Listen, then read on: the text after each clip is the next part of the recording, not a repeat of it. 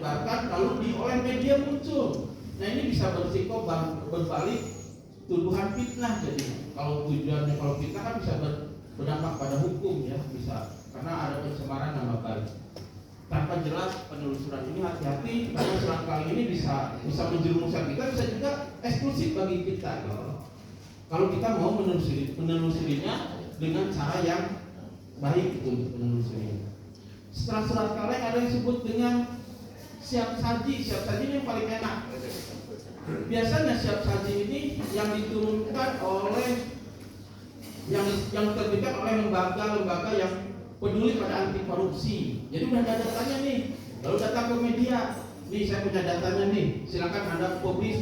Itu siap saji namanya. Jadi si media gak usah lagi cari data dan sebagainya, udah disiapin oleh lembaga yang resmi. Tapi ya, atau selain lembaga resmi ada siapkan oleh orang yang menjadi korbannya nih, orang yang menjadi